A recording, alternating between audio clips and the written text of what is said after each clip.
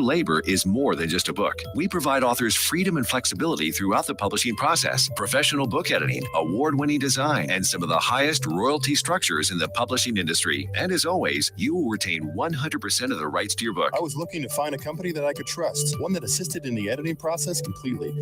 The most important qualities that I was looking for was a publisher who was honest and upfront, no hidden costs or fees, and owning the rights to my own work. Christian Faith Publishing will publish, market, and sell your books in all major bookstores, online booksellers, as well as specialty Christian bookstores. Call for your free author submission kit.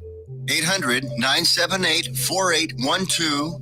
800-978-4812. 800-978-4812. That's 800-978-4812. Here's important new information from the Diabetes Solution Center for you, a family member, or a loved one suffering with diabetes. If you have lost your provider, or if you need a provider for diabetic supplies, you may qualify to receive your diabetic testing supplies now with little or no out-of-pocket cost, regardless of your age.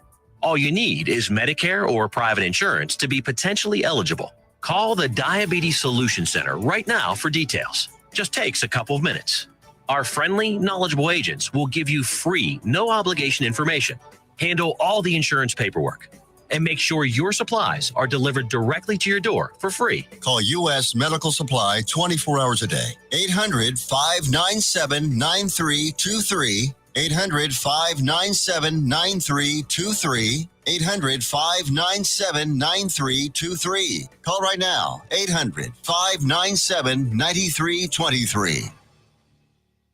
Fast Track Student Loans can get your student loans out of default, stop any wage garnishments, stop collection calls, and stop seizure of your tax refund. Give yourself a break. Stop the stress and get your student loan payments down to as little as $25 a month based on what you can afford to pay. 800-709-4395. 800-709-4395. 800-709-4395. 800-709-4395. Let's be honest. Wheelchairs are heavy, bulky, and ugly. If you carry a wheelchair in your car to take care of a loved one, you know how hard it is getting that clunky, old-style wheelchair in and out of your car. Introducing the Feather Chair Wheelchair. At 13 pounds, it's the world's lightest wheelchair. It folds in seconds and fits neatly in your trunk, backseat, or closet, so you can take it everywhere. And it's only available right here. Order yours today and get a free wheelchair case, a $50 value, yours free. The Feather Chair. The world's lightest wheelchair is just $4.99 with easy payments as low as $16 a month. Sorry, no Medicare or insurance accepted. So call right now to order yours. 800-823-5826. 800-823-5826. 800-823-5826. That's 800-823-5826. Fast Track Student Loans can get your student loans out of default, stop any wage garnishments, stop collection calls, and stop seizure of your tax refund. Give yourself a break. Stop the stress and get your student loan payments down to as little as $25 a month based on what you can afford to pay. 800-709-4395. 800-709-4395. 800-709-4395. 800-709-4395. You're listening to Joco Community Radio.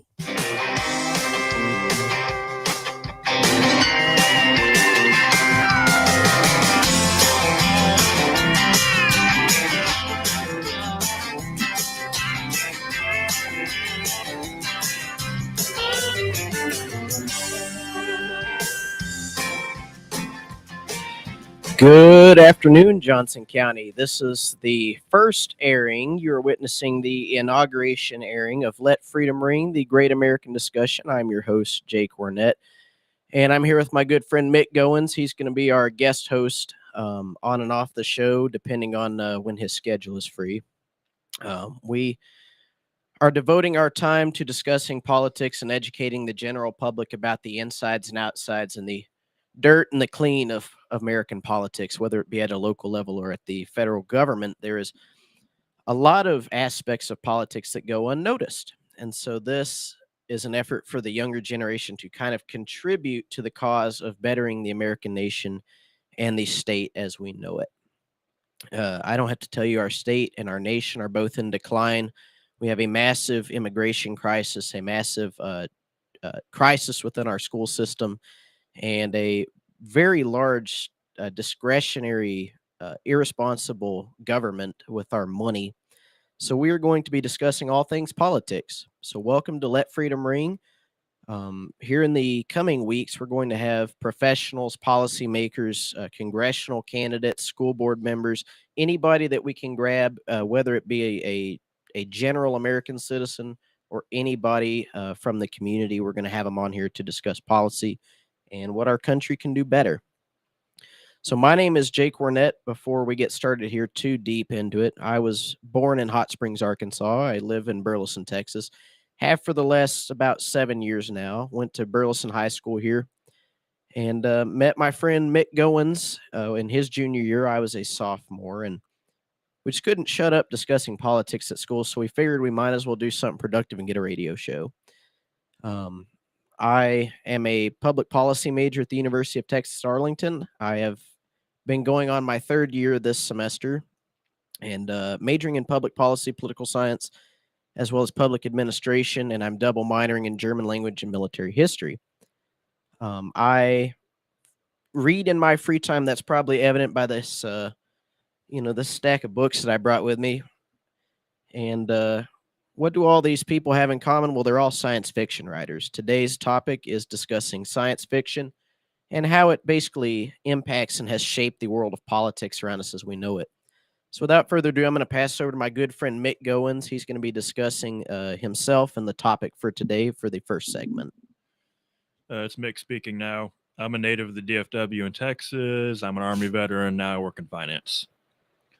Today we'll be speaking about science fiction and how it's enthralled the American mind since the 1960s with the release of Star Trek and 1970s with the release of Star Wars. We'll be discussing Star Trek and one of the original sci-fis that's not really that well known in America called Dune. We'll start with Star Trek. So are you a Star Trek or a Star Wars fan to start off, Sean? I appreciate both. Star Wars is cool for the family, for the kids. Star Trek's a little more intellectual, although it gets a little pompous at times.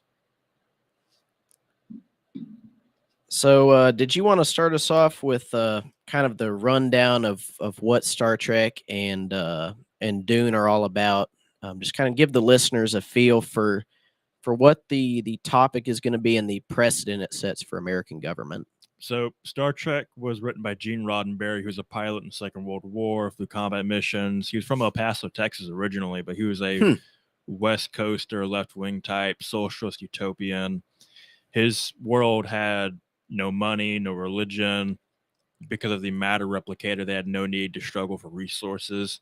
And this created this crisis in their world where the only thing that gave them purpose was pursuing perfection of themselves at an individual level.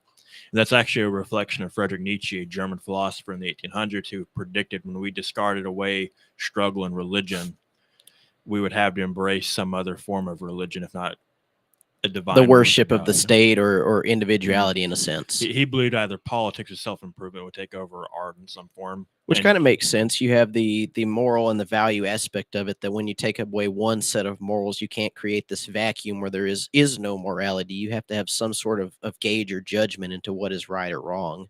Yeah, there has to be this chasing of a goal, of purpose. And another thing in Star Trek is they have absolute equality, regardless of rank or merit. Which is kind of funny. It started out as the Navy, the intergalactic Navy in the sense in the show, right? Mm-hmm. Yeah. And I want to touch on the matter replicators again. I remember this one episode. It's The Next Generation with Jon Stewart, and the one that came out in the 80s. I don't want to say the most recent one, but the one I grew up with, I would say, watching with my father. And there was this episode where they had these people from the 21st century, or I think late 20th century, and they were trying to figure out, well, what do you do all day? You just drink and eat? And Jon Stewart or Captain Picard said, no, we pursue better goals. We better ourselves. And there was a disconnect between worldviews there. Which is kind of hard. Star Trek takes place mainly in the vacuum of outer space. So you have a very finite amount of space to better yourself, which to to correlate with a human civilization, you're really doling down what you possibly could achieve, versus being on Earth or being in outer space on this Well, small ship. you have to remember it was a whole federation, many worlds, many alien races, and so on, all pursuing this new religion of self-improvement now that they didn't have to worry about resource scarcity or they had no religion. And this ties into the utopian part of Star Trek. Their government is all-encompassing, massive, but it's never corrupt. Even the secretive organizations are always doing the perfect job for everyone, not thinking of themselves. Being a societal benefactor in a sense. It shows humanity as we want to be, not as we really are. So we have original we had a sin. comment that it was Patrick Stewart in that episode, but I'm not quite sure. I was never a Star Trek guy, to be honest with you. But Patrick, yeah, I get that confused all the time. My apologies. no, I'm sure they don't mind. It's I was thinking Jean-Luc Picard. That's what I was thinking. Yeah. And from there we have Dune. Dune is completely opposed. Otherwise, in Dune you have brutal warfare, royal family feuds, the various houses like House Atreides. You have power struggles. It was written by Frank Herbert, and he was horrified by what he had created, not because he had created it, because he realized if humanity was to go future and have a galaxy-wide empire, this is how we would behave.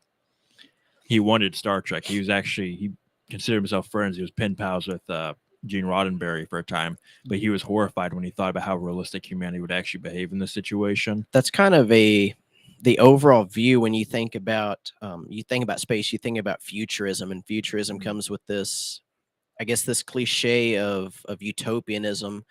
Eventually, you had Kennedy, who kind of imagined this futurist United States where we would have the advancements of technology in both military and in a medical sense. You really had the past kind of looking forward to the future.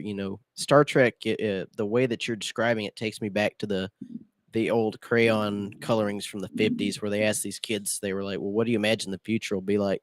You had people sort of coloring these machines that would automate crops and grow them and pick them themselves, and flying cars. Oh yeah, and the jetpacks. Those scare me. Americans should not have those. We were discussing that actually the other day. It was kind of, will America ever have flying cars, or will we just be in jets the rest of eternity? Is kind of the debate. I don't think we're ever going to have mass-produced flying cars because people are already bad drivers. We could do it. I just think we don't want to do it. Yeah. I mean, if you've been on 35 recently, imagine that in the air. There'd be PSAs all the time. Don't hit the towers. It'd be horrific. And Dune, that kind of ties into another difference between Dune and Star Trek. They have the same technology level in Dune and Star Trek. The difference is in Dune, they realize this technology doesn't make us better, because the idea is if we give a computer a task that we would normally do ourselves, we'll lose the ability, the skill to do that task ourselves. And humanity has outmoded itself in a sense. Yeah. And so they got rid of various forms of technology. They still used it in a way, but they didn't rely on it. And, think of getting rid of your smartphone and just going back to a basic flip phone to call or text, and that's it. That's kind of the generational aspect too, and what this show is going to get into a lot of times is the generational aspect of what are the views of different generations? How are we consulting different generations for this? And if you look at the past, you're kind of, it's very hard for the older generations if you have grown up with, one of these phones that was a dial-up or the old Ethernet internet cables.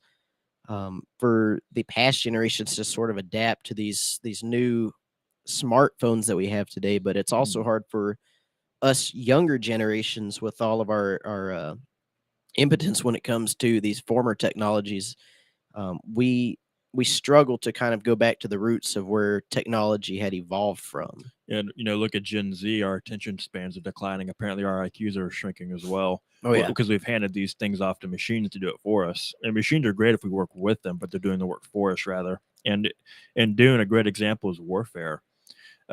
In Dune, their weapons became so advanced, they had laser guns that could destroy entire planets. And they all got together, humanity that is, and said, no more. We'll keep the technology because we can do it, but we're not going to do it. They had sort of a Geneva Convention moment, and they went back to energy shields and swords and spears. And that's odd to think about because in sci-fi we imagine Star Wars, these laser gunfights, these plasma weapons. No, Which, these guys are stabbing each other. yeah, Brutal. it's kind of ironic too. You look at the state of the way humanity is today. The theme of Dune and modern technological warfare really plays into how we think of conventional warfare today. There's the parallel of nuclear weapons where, the Soviet Union and the United States were both kind of in this arms race where we can see who can develop the most powerful weapon, who can create the most widespread devastation. And that's really where conventional warfare really takes its place back. Is we have In not the modern world. not necessarily evolved in how we are waging war, but we have advanced so much that we can create the heat of a sun in a centralized location, evaporate an entire population of people. People don't really want that type of warfare. You don't want that on a large scale where the world is not able to produce crops or clean water. And so, after the formation of the United Nations, as you well know, Sean, we have seen the rise of greater pseudo conflicts in places like Afghanistan and Vietnam. So, and that ties into another difference pertaining to technology in Star Trek. They have AI, artificial intelligence. Look at the stir that's causing right now. They have the character Data in the Next Generation, I believe. He's beloved. He's one of them. They don't realize, though, that he could take over everything they do if there was enough of him. If he became more intelligent enough, if he was updated enough. Yeah. In Dune, they had AI, and this led to a war with the machines, the Butlerian Jihad. They destroyed the machines and said, we will never again embrace AI because it's blasphemous and dangerous to humanity, to mankind. So, and look what's happening now with AI. AI could take our jobs if it fell into the wrong hand. It could be used to create a surveillance state and completely destroy our democracy. I had sorry to interrupt, but I feel like it's, we're not going to discuss the intricacies of AI on today's show, but what we're going to kind of discuss is how the science fiction has kind of created the state that we live in today. It's either parody or predictor. I'm not sure. You have there was an article that came out a few days ago. I believe it was July 6th or July 7th. They were talking about using radio frequencies to bounce off of different objects in a room. And now artificial intelligence, with receiving those radio signals, can predict the actions of what a human being is going to do in a given situation. Which is terrifying. That is truly the power of God. And that does not belong to him but God and that divine essence of humanity. And in Dune, that ties, it's a great segue. Another difference between Dune and Star Trek. Star Trek, there's no religion. I think there's only 2 references to religion in the entire show, the entire genre. In Dune, after the religious war against the machines, humanity came together and they said, we are the religion. We have the God Emperor, who's the leader of humanity back on Terra or ancient Earth that was. And they made humanity the center of the religion, not in a selfish way, but to preserve humanity. Continue. I'm just saying, it's kind of a parallel between what we saw with Star Wars. You had this, not necessarily a godlike force, but you had this force that was within humanity all this time. And when you had like Luke Skywalker and all them, they're like, use the force. It's really this thing that's inside of human beings. It's the danger of this new humanist religion versus the age-old Christian traditionalism. Well, I think you're missing the point. Is in Star Trek, when they got rid of religion, they had that moral vacuum we were speaking about. Whereas in Dune, they embraced it and they made it into something that benefited humanity, gave us purpose. In Dune, that is, we embraced this aesthetic lifestyle that's akin to the Stoic lifestyle of ancient Greece and Rome. We embraced struggle and purpose, warfare, trading, becoming proficient at our profession, and so on, having actual skills. Which is kind of it kind of ties into the humanist sort of religion that is at least rising up now. Is humans are kind of wondering, we live in a lost world, a fallen world because of sin and Lucifer. But if we really start to look at what people replace with God, it's mostly human values. And that can either come from government, from individuals, from celebrities. People start to take on this role of how can I better myself according to the goals or the agenda of this person, or how can I better myself in the sense of not having to stoop to religion that kind of forces a aspect of submission on humans. Well, I don't think the religion of Dune is doing that. If anything, it's the atheism of Star Trek that would imply that. Because Yeah. we're in an atheist society now. We're no longer a Christian or Abrahamic nation. We haven't been in 40 years. For sure. And out of atheism comes this worship of mankind, not the ideal of, oh, we have this divine spark within us to create and develop. No, just worship of my own selfish needs and desires. Whereas in Dune, they use religion to elevate humanity, to actually care about things, have purpose. They sort of old fashioned sin of gluttony in a way. It's self fulfillment. Atheism is a true humanist religion, not other religions. Another difference in Star Trek and Dune is hierarchy. Dune is very hierarchical. They have ruling families. There's military ranks. Even in Star Trek, where they have the Federation Navy, they don't really have a hierarchy. It's just one guy that stops speaking, but they talk to him like he's a fellow equal. That's it. And so Dune is more of like this neo-feudalist culture versus Star Trek is. That's exactly it. They went back to feudalism because they realized advanced equality or absolute equality, like Nietzsche would say, destroy society because there's no leader to guide. Yeah. There's no idea to look up to. There's no religion to have purpose from, to drive purpose from. Then you have the matter replicators of Star Trek, which destroy resource scarcity, and it makes them weak, in my opinion. There's no need to cultivate anything. Look at our own world. The fiercest peoples come from areas where there's not a lot of resources. Look at the Highlands of Scotland or the Arabs of the Middle East. These are fierce people. Yeah. Or the peoples of the Northern Hemisphere. There's a reason Europeans were always the greatest warriors, as well as East Asians. There's barely any food there until pretty recently. The Ice Age was a barren era for half the planet. It was a providership culture. You know, you had the Asian countries in the Orient that were mostly family centered. You had people that and I forget what the code is called. It's the samurai code, but it's like Bushido. It's better for one to die at war than to come back and disgrace their family. Bushido was the Japanese version of European feudalism. So back to feudalism. And I would also use the example of the clans of Britain and Ireland. These extended families had no choice but to come together to survive these harsh, resourceless environments. And you see this with the Fremen and Dune, the desert people. Yeah. They were fighting the Sardaukar, the elite imperial units of the Imperium of Man, the would-be government of the Dune universe, and they were beating them, even though they had better training, better equipment. Why? Because the Fremen grew up on a planet where there's no food and barely any water. Of course they're going to be tougher. They'd been there for 10,000 years surviving and thriving. Adapting to harsher conditions. Exactly. And that has physical, mental, and spiritual benefits, just become an overall stronger individual. It's that Greek Roman stoicism that the Dune universe exemplifies about humanity. And that really ties into the triumph of classical values over utopian socialist values, because we're trying to live in a socialist, air quote, utopia right now. A collective society. I would argue we're in a socialist society now in the West. And I would agree with that. We've seen the evolution of this ever since the 70s, really, when you really had the Carter administration that created what is now the modern Environmental Protection Agency, the Department of Education, when education and really the entire lifestyle of Americans and Americans abroad really kind of embraced this new government first ideology. In Star Trek, they had no resource issues. I think that's impossible, but I think we came very close to past 50 years, well before I was born, the Great Prosperity, if you would, before 2008. Yeah. There was little disease, no sexually transmitted disease for the most part, with the exception of the AIDS epidemic in the homosexual community. Gas was cheap till pretty recently. I don't think people were really worried about the price of gas to the Obama administration. That was 2008 and on. We were living in the closest we'll ever get to a true socialist, resource-rich era we'll ever live in, at least in our current era.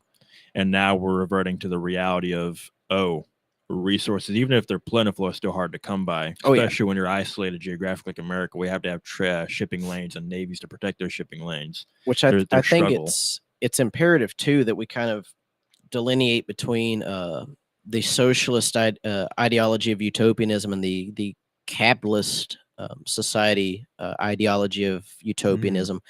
You know, you really see the socialists take a collective mindset, and that's kind of like, Star Trek. You're seeing this race of people that want to be one individual, one group, and really the one heart, one mind campaign Yeah. is the only way that socialists can win people over is by giving them the feeling of belonging. But the capitalists really see belonging as innovation for the greater good comes from, one or two innovators who really kind of put the effort into it, being individualistic in a Yeah. society. Where Dune kind of comes into the capitalist sphere of influence, you're really seeing. I would say it's in neither. It's not capitalist. They have the space code for shipping, but I think capitalism is closer to socialism than Dune. Dune's probably more fishy stick in its economic approach. I would make the argument, at least, because everything is subordinated to the state or the imperium of man, the god emperor on terror Earth. And again, you see this triumph of the Bronze Age over utopian socialism. Right now, we're going back to the Bronze Age. Not literally, we're not going to lose our technology. Yeah. What I'm saying is we're reverting back to the ideas of Greece and Rome of, we have to fight and struggle. America's no longer the top dog with no resource scarcity, with no disease. COVID shattered that dream, and the 2008 housing market issue shattered the dream of no resource scarcity. And I really, sorry to interrupt. I really think it goes back to the opening of China in the 60s with Richard Nixon. If you go back to foreign policy, you had Richard Nixon who said, well, we'll kind of open up the embargo on communist China, which we had in place since the early 50s with the Eisenhower and the Truman administrations, which kind of played into Jimmy Carter's offsourcing was where offsourcing kind of began. You saw the movement of millions of American jobs overseas. We lost the independence to provide for ourselves in the tens of millions of Western jobs. You can't just think of America in this. You have to consider our European parts, because we are a part of Western civilization. Oh, yeah. America is not its own entity. We weakened the entire Western Empire when we did that. And again, back to the Bronze Age values. Now we're realizing we have to struggle and fight. And I don't mean wage war necessarily. We can wage economic war, economic struggle. We have to actually have a place in this world, and we have to earn it ourselves. Judicial litigation, sanctions, embargoes, that sort of thing. We have to stand up for ourselves. And I don't like the idea of America first for this reason is we're not alone. We have to work with the Brits, the Germans, the French, sadly, the Canadians, even the Mexicans, because the West as a whole is under assault. Mexico could be the cheap labor capital of the world, which is not a great thing, but I'd rather be Mexico than China. At least Mexico is Western and Christian. We've kind of seen this too. The way that the world is playing out, you kind of see the cultural dissolution of what Europe and America have been for centuries. You know, the powerhouse, of course, and it goes from Europe to the West, and then it kind of moved from the United States over to communist China, which we're not going to pity pat around the idea. Communist China is communist. They are you don't say. They are a market communist country. They do not always have the interests of their citizens in mind. I take that back. They never have the interests of their citizens in mind. It's more about collective production. It's collective communism good. at home, capitalism abroad. Yeah. And the Chinese, that is a ruthless combination. Especially with the old kind of Tao religion, the folklore, the folklore, Confucianism of putting the state and putting the people of your country first. You don't really have that idea of we want to compete out of the nature of being benevolent towards other countries. It's we want to be competitive to kind of gain the advantage out of it, regardless of how many people you have to stick in the back over it. Well, that's another civilizational difference. You could tie this into Star Trek versus Dune. Dune is more individualistic, but a part of a collective, whereas Star Trek is purely collective, part of the larger whole. Don't think of yourself. And you see that difference between the West and China. In the West, we have Anglo-Saxon values. Even an Irish Catholic like me, I still have an Anglo-Saxon idea of myself as purely an individual and then something else. Which we really can't be an isolationist society anymore. Yeah. And that kind of went out of the window after we had World War I. Yeah. You kind of realize that, and I'm not for a League of Nations. I'm not for the United Nations necessarily, but there has to be a collective group. We can't just continue to wage war, especially with the impact that we have on weapons anymore. The mass capital that we have, the labor market as it is, we can't afford to be by ourselves. Well, the solution is to completely abandon these socialist utopian ideas of mass controlled government and embrace these Bronze Age antiquity and classical values. Let's go back to Stoicism, religion. And when I say republicanism, I don't mean the Republican Party. I mean Roman republicanism. Oh, yeah. Of strong men, strong women, masculinity, a femininity. family-oriented culture. Exactly. And we need to understand as Americans that we need to become better educated. We need to end the obesity crisis by encouraging a culture of fitness. And that ties back into Greco-Roman values.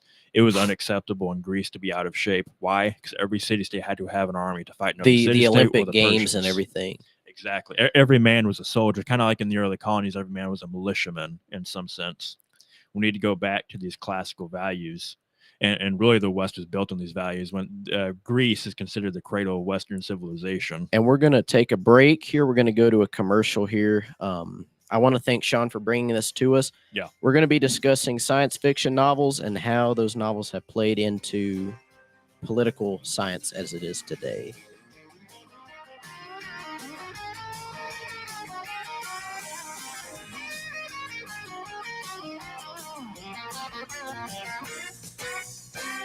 If you are trying to quit drinking or doing too many drugs, listen to me. You don't know me and we'll never meet. I had a problem like you once. I drank and used to party a little too much till it got out of control and almost ruined my life. I realized I needed help to fix my problem before it totally destroyed me. If you've tried to fix your drinking and drug problem and you know you can't do it alone, you need to call the National Treatment Advisors. They'll immerse you into a 30-day program to replace your old habits with new habits and totally change your life. And if you have PPO private health insurance, the entire program may be covered. Fix your problem right now before it gets any worse. Get clean. Call now and learn more. 877-247-1581. 877-247-1581. 877-247-1581.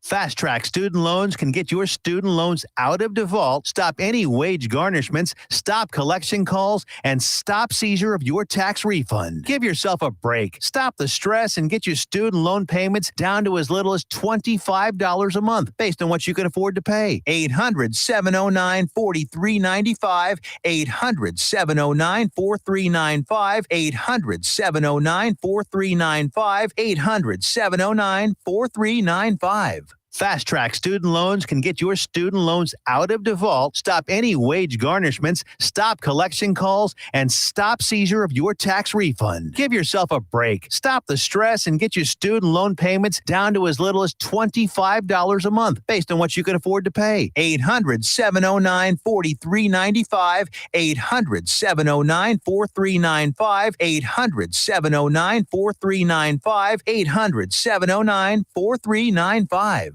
You're listening to Joco Community Radio. Welcome back to Let Freedom Ring, the Great American Discussion. Today we're kind of going over science fiction, how it's influenced politics. First, I want to mention that Johnson County Community Radio is proud to be the voice of Johnson County, Texas, and is live 24/7 on the TuneIn Radio Network. TuneIn, joco.com is the place to find all the best ways to listen and watch. And the station app is also available for free on both Android and Apple devices. Simply search your store and check out our lineup and see more at jococommunityradio.com. This episode and more are brought to you by Next Level Claims, making your insurance work for you. Reach out to your Texas sales rep at 844-839-4245. That's 844-839-4245. Be sure to dress your arms and more at thetiffy.com. We want to thank our sponsors. We are transitioning over to our second segment, which is political fiction. I'll be taking the helm at this discussion primarily. I've brought a few books with me from home. Earlier, Mick had told me, we're not having a book club here, but I want to say that reading is important in the understanding that it provides works of the past so that we can know what our future and our present are built on. And if children are not encouraged to read the classics of the past on how our society has evolved and grown into what we know it as today, those people are not going to know how to withstand tyranny and understand the way that their government was created. So we're going to start off with George Orwell. Many people know him as the father of Orwellianism, which came from his book 1984. Now, Orwell was, I believe, a kind of English socialist, but he was not a pro dictatorship. He was more of a collective mind. But really, 1984 did not end up being this kind of promotion of English socialism. It was a dystopian book. So you came out with what I really related to as three main concepts. You really had the rise of mass surveillance culture, the police state, and Big Brother. The book basically, and I am rereading it myself, so I've got quite a few more notes in there than I did the first time.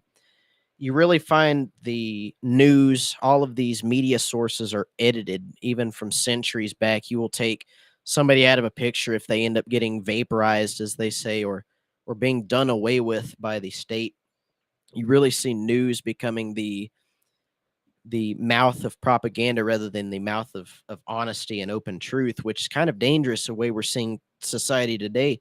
And I will say, Mick, that Orwell was right about two things, and that's really mass surveillance culture and the idea of planned media. And I say that in the delegation that planned media is this thing where people decide what the masses need to know and what is history.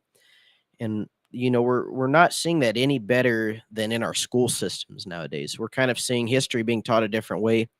Of course, we'll be taking call-ins later, but we would like to hear how the past generations were educated at some point, whether the ideology that we're seeing today, whether the collective sexual archetype that they are teaching our children, when that came about.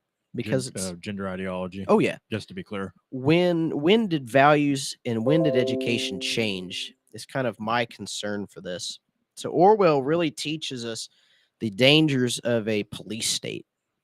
And I will say that, and if you don't mind me kind of bringing up an article, recently, this is from Le Monde, a French news source. France set to allow police to spy through phones.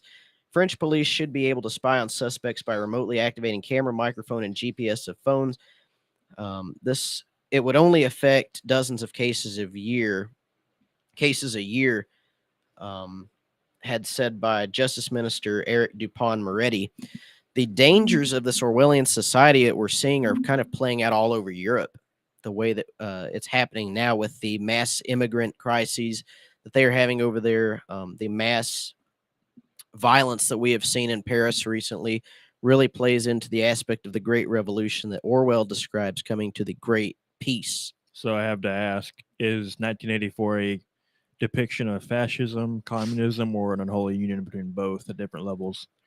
Well, the way that Orwell had described it in the first few chapters was the ideal society in 1984 is English socialism. So you have Of the course. the socialist Bolshevik revolution that leads the way to a communistic society where everybody is the same, everybody is equal, but not in the idea of rights, as we would say, is equality nowadays. It's really the communistic sense of equality being everybody is the same, nobody thinks for themselves. Everybody is kind of working towards the greater good of the state. Um, what about the endless wars in 1984 and how that's used to propagandize people more? It really plays into the aspect of a common enemy. And Uh-huh. I would say that we haven't seen this any generation except ours with the rise of the war on terror in the Middle East. You have the Iraq war that led the way to the invasion of Kuwait, the invasion of Afghanistan. Really, kind of all of this played into when the Vietnam War started. We had the enemy of the Viet Cong in Vietnam, and then you had the rise of terrorism, which we had wholeheartedly been for these groups when the Mujahideen it was what they started out as. It's We had funded the Mujahideen groups to overthrow their what we saw as tyrannical governments, and now these groups had taken that money and the supplies that we had granted to them, and now they have this Cold War American weapons that they're using against our own troops, and that's kind of plays into the stuff that we had left over in Afghanistan recently. Um, but really, we didn't see this kind of Orwellian nightmare before, or so we would think. there is a book called We by Yevgeny Zamyatin, who is a Soviet writer, early years of the Soviet Union, and he was naturally excluded from the Soviet Union. He was thrown out of the country. I don't know what the term for that is, but he was. Let me see here. I wrote it down somewhere. He was exiled. So he was exiled from the Soviet Union for writing this book. Was he sent to the Gulag, Siberia, or just abroad? Well, he was not big really in the Soviet Union until after it collapsed. Everybody started reading his dystopian novels. He was big in the United States. I believe he moved to the United States sometime between his exile and when his books became popular in Russia again. But we really kind of sets the picture. I don't really want to go into too much detail other than that freedom is seen as disgusting, as an archaic concept. It's controlled by planned lives. Really, the dystopian aspect of control comes in not through the government itself, but that everything is regulated. Everything is planned out in your life. You don't have 1 minute of free time. And that is kind of where Orwell ran with the idea of you are being seen by the government at all times, you know. Kurt Vonnegut, I will say, is one of the largest influences on this. Kurt Vonnegut really saw the socialist revolution coming in via the second industrial revolution, you know, the advancement of technology, AI. of artificial intelligence. And there's an instance when Secretary of State Halyard, Dr. Halyard, in the book, is excluded from being the Department of State secretary simply because he failed gymnastics in college, which is, you know, on the punch cards of every computer. If you read Kurt Vonnegut's book, Player Piano, he really ties into the idea that we will become a socialist country because we become too capitalist. And that's kind of paradoxical. Well, they're two sides of the same coin if you really think about it. And that's the issue America's in now of, well, do we go this way or that way? Well, they both lead to the same thing. It is, we will become an all-encompassing, all-controlling society simply because we become too indulging in capitalism that we end up having to turn everything over to the computer. So now these computers control society simply because they are more efficient than human beings. So you really start to see the underclass form in Kurt Vonnegut's novel, which I would say Kurt Vonnegut was more right about the current state of our country than any of these dystopian writers, simply because he was an American author, understood the American society. If you really start to look at what people did all day, when these computers kind of took charge and got rid of all of the jobs, besides everybody that had a doctorate degree from an Ivy League school, the Shah of some sort of country comes over and they start to say, well, all we do is watch TV all day. It sounds familiar. But Kurt Vonnegut, I'd say he was more right than wrong about the current state of affairs with the way things have been going. E.M. Forster, I'm not going to touch on this very often, but The Machine Stops is kind of the book that kind of influenced Vonnegut.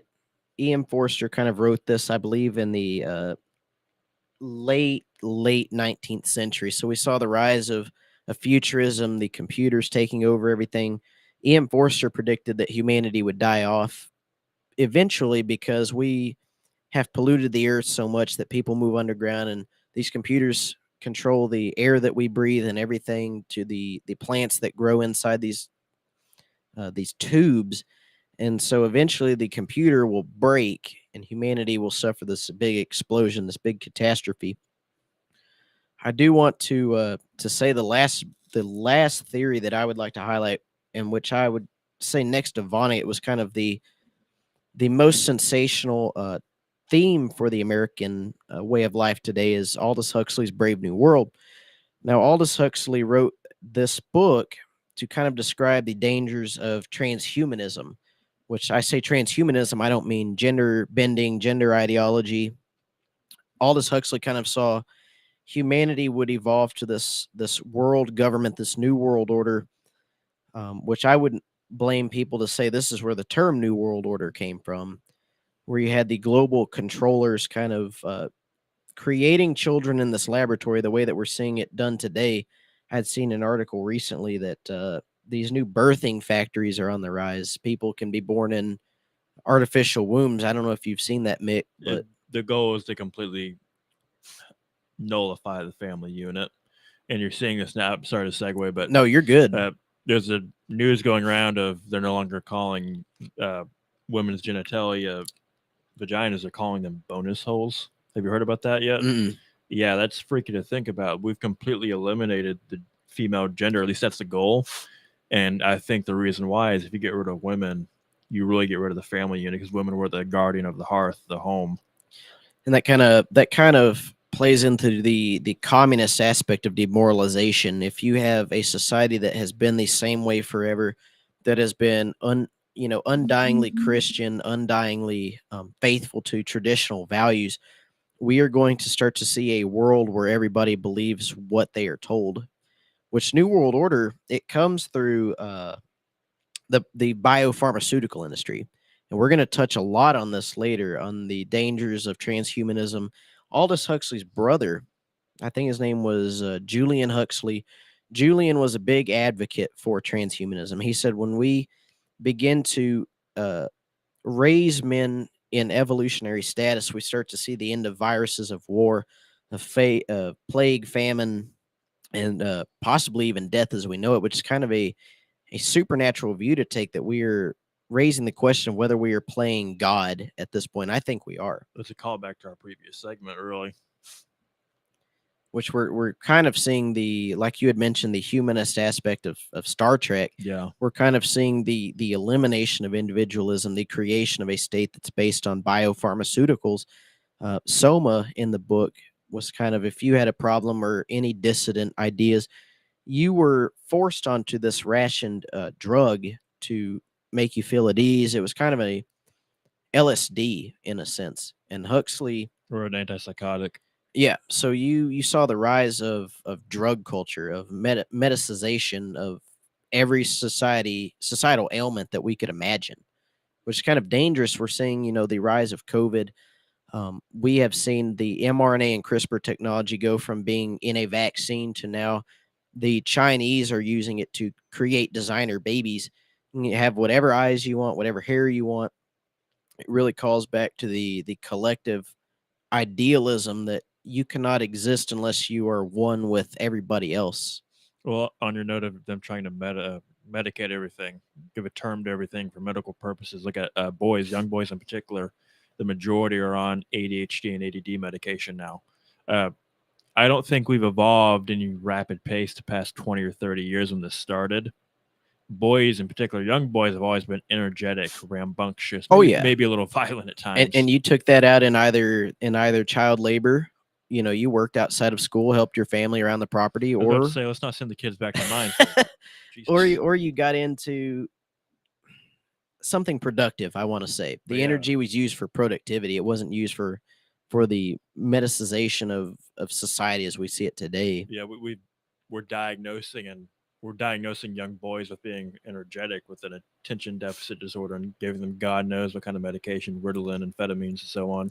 Which is really kind of the offset of, and I could be wrong here. It's one of the illicit substances that they had harnessed to kind of create ADHD medicine, is really the medical equivalent of what a drug addict would take, which kind of is really concerning. We're seeing the rise of this society that has to depend on the biopharmaceutical industry for the continuity of their lifestyle, basically. Yeah, well, look at most millennials.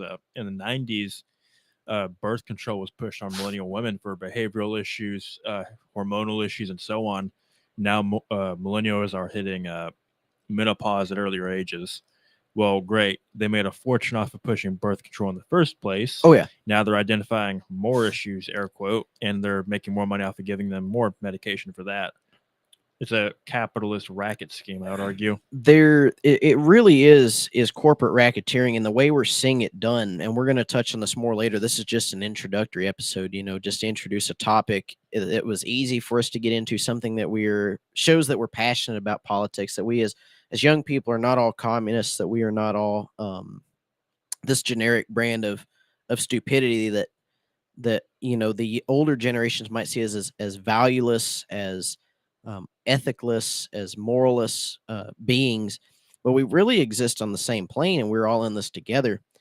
The issue at hand is we are allowing a society, whether it's Huxleyan biopharmaceutical society or the rise of a surveillance state, which is also bills like that, like the French one I mentioned earlier, are being passed through the U.S. Congress as we speak.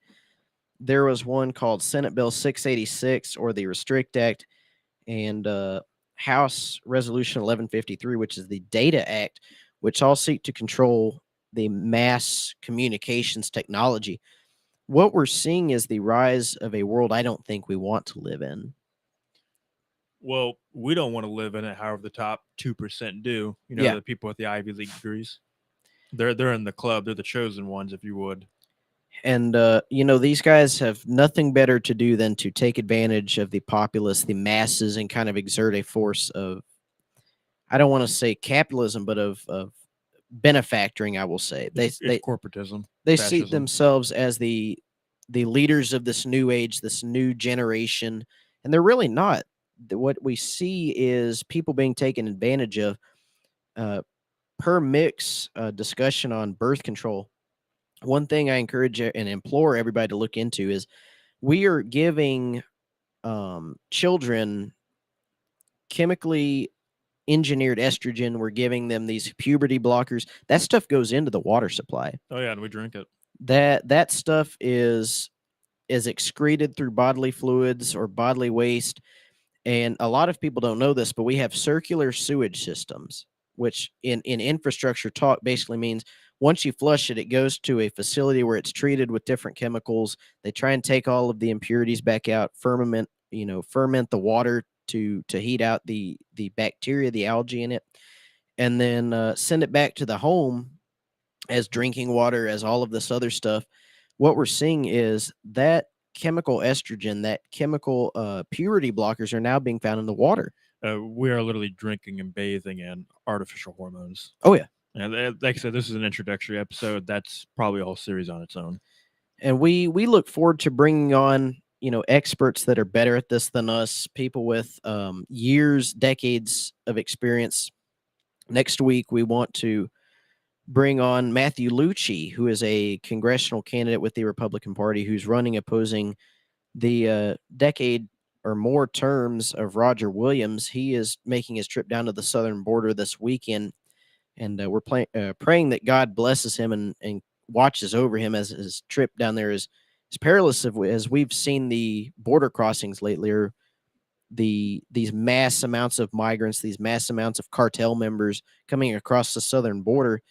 Matthew is going to come back and discuss with us the imperativeness of closing the border and kind of getting on to better policy. That way we don't see human trafficking, which brings us to the topic of next week's discussion. Next Tuesday, we'll be bringing on Matthew Lucci to discuss the human trafficking issue at the southern border. This is a $150 billion a year industry. Matter of fact, Mick and I are going tonight to the Premier Cinema, Burleson 14 Cinema, to go see Sound of Freedom. If you haven't seen it, check out the website, check out the trailers. I bawled my eyes out for 5 minutes after I saw that. It was very, very painful. Weakling. Well, I mean, you have these people who are taking advantage of children and women, and we were, as men, were created to watch over these beings, to create a home that is safe and productive for our children, to raise the next generation. So we're going to have Matthew Lucci on next Tuesday to discuss policy with human traffickers and the way it expands to foreign outlets. Next Thursday, hopefully, we're going to have a 30-year educator on to discuss how these issues of human trafficking are being polluted into the minds of our children in public school systems, to normalize the idea of child perversion, whether that be within the sexualized curriculum.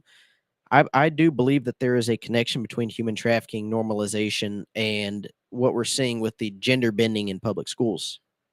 It would be weird if there wasn't a connection. And someone made a really good point about this I was talking to recently. What happened to stranger danger? That's not taught anymore. Oh, yeah. Small things like that. This is being pushed on us from the top down by Hollywood. And the fact that the government is silent is more concerning because typically government would want to protect its people unless they're in on it. Take from that what you will. And we're not here to accuse any individuals or to be found on our way home, but the issue at hand is we want to discuss how we can better policy without relating or relenting to these socialist ideas of we have to revolt, we have to overthrow somebody to get something done. That's not what our country was founded on. That's not who we are as human beings. You're a little wrong there, actually. It's not who we used to be. We as human beings are here to better our country, better the earth, better understand that our God in heaven wants us to do better. So we want to bring on a 30-year school board member, a former educator who ran for school board in Joshua this past election. She's going to be on hopefully to discuss how these gender ideology curriculums in our schools are training these kids to be normalized with pedophilia and child trafficking. They're sexualizing young people. Oh yeah, that's the best way to put it. So we look forward to discussing that. I want to ask Mick if he has any closing remarks. We're kind of heading up to the 3-minute mark to count down our first show. We really want to thank everybody for listening. This means a lot to us. We really don't have a lot of avenues as young people to discuss our ideas, what we think of politics. It's kind of shunned in our age group sometimes, but we want to push back on the age barrier and show that not all young people are the same. There are a lot of young people. The majority of us want this country to be better. The majority of us want to see it changed. And, that might not mean all of us are not progressive, but a lot of us are more traditional than we lead on. I would say let us know what you think of the new show. Give us ideas, topics, so on. Maybe guests we could have on in the area. We are currently looking for a longer guest list. If anybody is a public policy expert, if anybody wants to appear, just let us know. Get into contact with the station; they'll put it to us. We are have a lot of ideas. We want to discuss central bank digital currency that's coming up.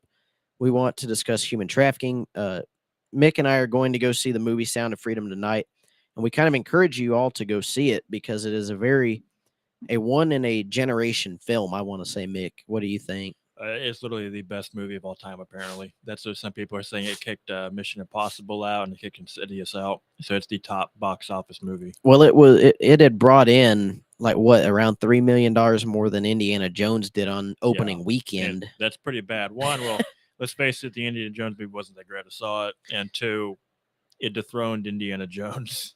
I mean, I was not all for making, Harrison Ford look like a young guy with computer engineering. I was kind of on Harrison Ford's side that the man is old. Let him show his age. He's got experience. He's got all of these great characteristics that make him a good actor. And I would say he's no Mel Gibson, but I'm glad Sound of Freedom kind of beat it because I really think it was put up there at the same time to push people away from going to see Sound of Freedom. Well, the rumor going around is Disney bought Fox outright to prevent Sound of Freedom from being shown. Which is true. What I had seen was they had this movie back in 2018. It's been, 5 years now? Somewhere around there? And we are now seeing the movie released. And this is, a little bit off topic from the discussion in the show, but it's kind of imperative to mention that we want everybody to go see the show because we're going to be discussing it all next week. We really want people to kind of be in tune with the movie, what the ideas shown in it are, how we can better public policy on the issue of human trafficking and child sexualization, because no sane person in this country should be for the sexualization of their youth. No moral person. This is not what you would call an Anglo-Saxon or Christian value. And it really shows the demoralization of our country. Mm-hmm. We really want to thank everybody. Mick, and I'm your host, Jake Wernette. Tune in next Tuesday, 3 to 4 p.m. for Let Freedom Ring, the Great American Discussion. We'll see you all next week. God bless and stay cool.